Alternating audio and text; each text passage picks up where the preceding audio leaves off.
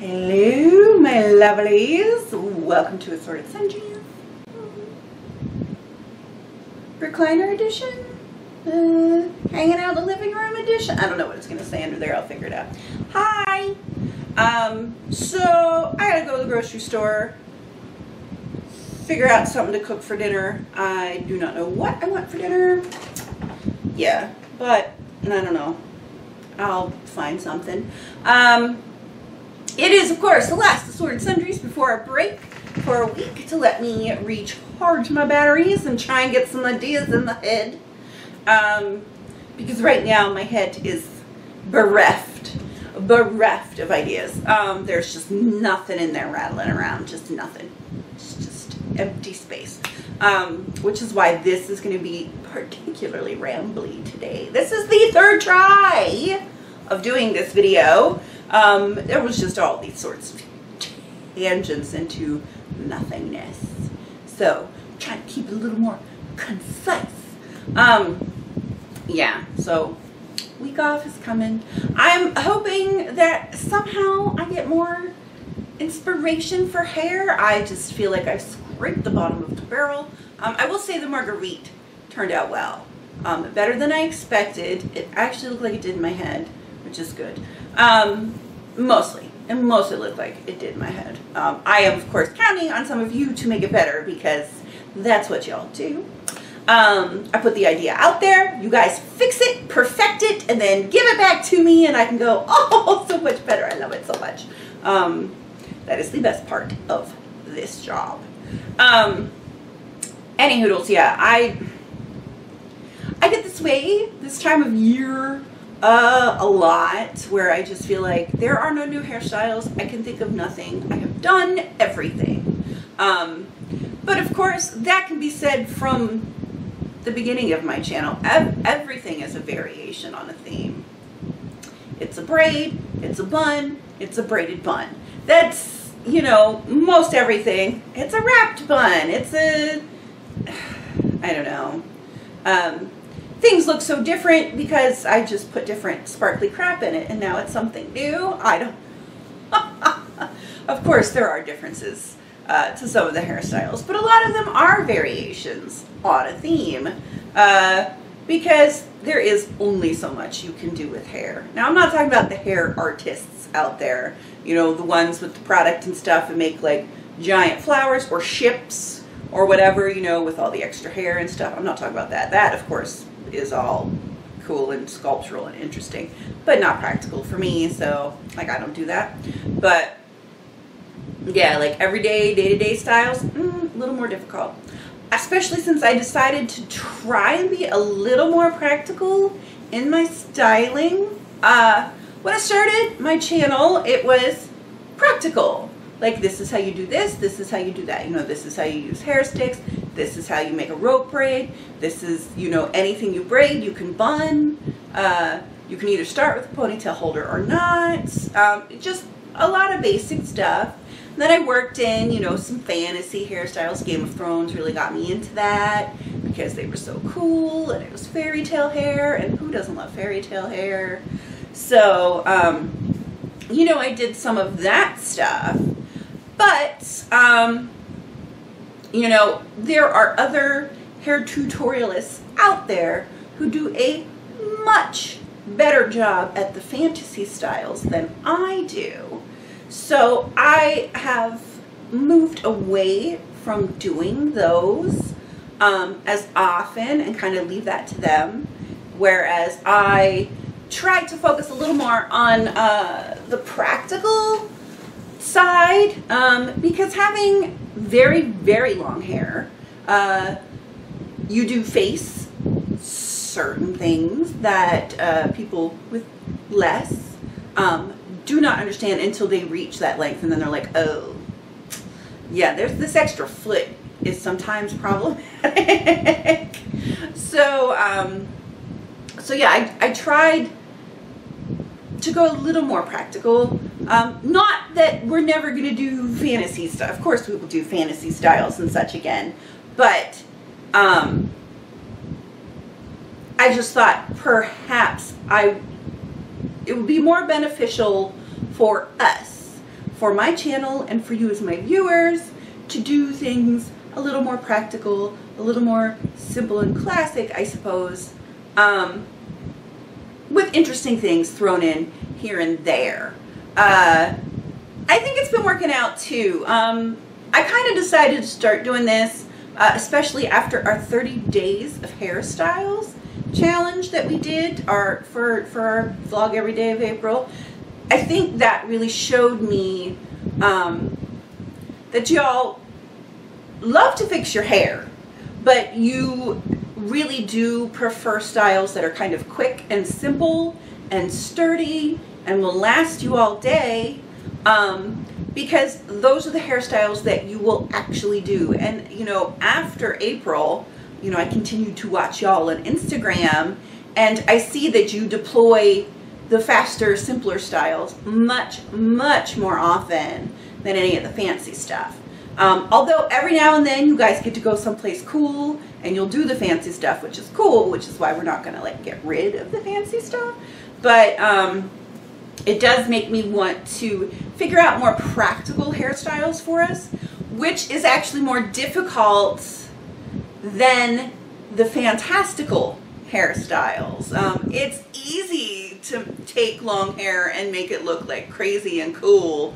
It's much harder to make it still look pretty, but get up and out of the way quickly, especially since somebody is not very gifted at wrapped buns. I can do wrapped buns, but all the wrapped buns I know came from somebody else. I learned from other people. Hypnotica, good at wrapped buns. Hartram, Ram, I think it's Hartram. Good at wrapped buns. Yes. Me developing my own wrapped buns is not so much kind of thing. Any hoodles. Yeah. So doing practical hairstyles is actually more difficult than doing fantastical hairstyles. I probably already said that, but I have a mush brain, so you just have to forgive me. Yeah, any hoodles, I need to recharge, basically. I need to fiddle with my hair and see if I can't come up with some other things. I might catch some movies during this week and see, I'll dig through Netflix, look for some old movies. The problem with some of the old movies is they use so many hair pieces that sometimes it's difficult to recreate the styles. But we'll see. Or maybe just look for some more period hair. I did watch some movies yesterday, though. My husband and I have been, all this heat has made us kind of lethargic. And, like, he's been falling asleep at like 7 p.m. in here in the living room, which leaves me bereft of anything fun to do. Because he has my giant television, so I have been watching my tablet, or listening to podcasts and playing solitaire or whatever, you know, because I want to be quiet because he's asleep. He has to go to work, so I can't be all loud and obnoxious and fiddle farting around the house. So, yeah, but yesterday I ended up watching Captain America Civil War, finally. I just not seen it. I still haven't seen the second Avengers movie, and I was kind of waiting until that was somewhere so I could see it in order, and then finally I was just like, never mind, I'm just gonna watch it. I'll figure out whatever. A lot of people didn't like the second Avengers movie anyway. So I watched it, and then I went ahead and watched Doctor Strange, which is what I really wanted to watch, but I knew, like, I was so far out of order. But I was like, well, I'll watch Civil War, and then I'll watch Doctor Strange. So I watched Doctor Strange. And then I went ahead and watched Rogue One, which was on Netflix. Still haven't seen The Force Awakens. Still haven't seen The Force Awakens. It's never been available on any of my streaming services, so I haven't watched it. But Rogue One was. So quick Google search. I'm like, where does Rogue One fall in the timeline? And then I find out it's before Star Wars, A New Hope, whatever. As you know, the 3 movies made in the 90s, the prequels, I pretend don't exist because they're not good. So this one would have been before my Star Wars movies. So I went ahead and watched it. And you know, it wasn't bad. It felt like a Star Wars movie, which was nice. I felt like those prequels that shall not be named, while they kind of felt Star Wars-ish, they just, I don't know, I don't like them. I just don't like them. I can't even say all of them. I watched the first one and made it halfway through the second one and just turned it off and was like, these don't exist anymore. I'm not paying any attention to this any longer. So, oh yeah.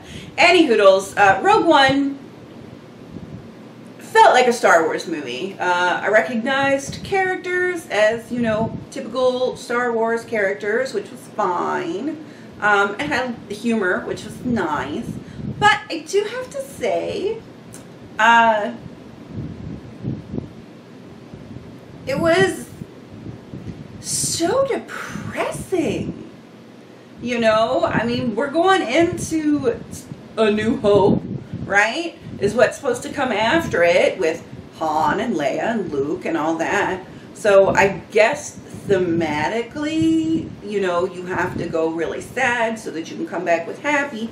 But the thing I have to say about George Lucas, hack though he is, Lucas knows how to give us a happy ending. Like, he delivers the happy ending. So even though I do think that George Lucas is a bit of a hack, it doesn't mean that that's a bad thing. I love the Indiana Jones movies, like, so much. So, whatever, except for that Crystal Skull thing. We don't talk about that. That also never, ever happened. That's when Lucas got real hacky. Crystal Skull, that's a hack job. There is a point of hackiness. Like, the third Indiana Jones movie, the one with Sean Connery, is my favorite Indiana Jones movie. It is. It is really hacky, but it's hacky in all the good ways that I enjoy. Whereas, like, Crystal Skull went over into hackiness that I don't enjoy. The original Star Wars trilogy is full of hackiness, but all in ways that I enjoy and not those other 3 movies. BT Dubs. I had bought Joe, the Star Wars trilogy, many years ago on DVD, and he had never actually watched it. I bought it, so we'd have it when it came out, you know, the big box set. So we watched A New Hope last week before last. You guys, I need to get up to explain something to you. So these are the virgins, yes. These are the versions that Lucas messed with. These are not the originals. These are the ones where he was like, oh, let me keep poking at it. Where Greedo shot first, lies, Han shot first. What? Yes, and then they have like weirdly crappy CGI mixed in with all the beautiful practical effects because Lucas thought that, oh, now we have this technology, so let's put it in. No. I prefer the 70s versions. Thanks. Much. Needless to say, I was so agitated, I didn't even watch the other 2. I don't even know if Joe did or not. But just every time, I'm like, no, that's not supposed to be there, and that's not supposed to be there. And it's not even that I've watched the Star Wars movies 8 million times, but it's wrong. You guys. Any hoodles, Rogue One was decent. I still need to see The Force Awakens. I still haven't, because it's just not streaming anywhere. I will eventually. But Rogue One was way better than those other 3 prequels. So you can like skip those basically and start with Rogue One and then go through. But it is going to be a little weird because the special effects in Rogue One are real good. compared to, you know. Although there was one section where they're like attacking, right? The Rebel Alliance is attacking, and they're like, Red Leader, and it's like Red Leader from Star Wars in all his 1970s glory, just sort of spliced in with all the other squadron leaders. Oh my God, it is so apparently from like a clip from Star Wars that they put in. The other thing I didn't like was the general. I can't remember the actor's name. I know he was Van Helsing. And he, of course, has passed on. But they resurrected him for this, since this was a prequel. So he's a fully CGI person. And man, can you tell he's fully CGI. Certain shots in the shadows, you could have gotten away with it. But no, just like Leia at the end is fully CGI. And it doesn't really sit well with me. It's really uncanny valley. That took me out of it a little bit. It was cool seeing Mads Mikkelsen though. Two back-to-back movies I got to see Mads Mikkelsen. I didn't even realize he was in Rogue One. I wasn't really spoiled for Rogue One because since I hadn't seen A Force Awakens, like I just still don't know the plot of Force Awakens. Please don't tell me. All I know is that maybe Luke Skywalker is evil. I don't know. I've chosen to ignore whatever rumorish things I've heard. I'll just watch it when I watch it. But, so I didn't even know Mads was in it. And of course Mads was in Doctor Strange. And it just makes me realize that I miss Mads Mikkelsen. I miss Hannibal still, y'all. All right, I've just been babbling forever. Yeah, it's 17 minutes me babbling. It should have been a short Wednesday. I gotta go to the grocery store, y'all. So I'm gonna let you go because I'm just going on and on and on. So this will be a good one for my girls that like the Ramblers. But I will see you, you know, in a week. You'll be good. I'll try to be good. I don't know what I'm doing pretty much at all this coming week. Probably helping Joe can more things because we still got a box of maters. I really don't know what I want for dinner. I'm just going to go wander around Food Lion. No idea. Any hoodles, I will see you guys in a week. Have a great weekend. Another weekend. Alrighty. Be good at it. I love you guys. Bye.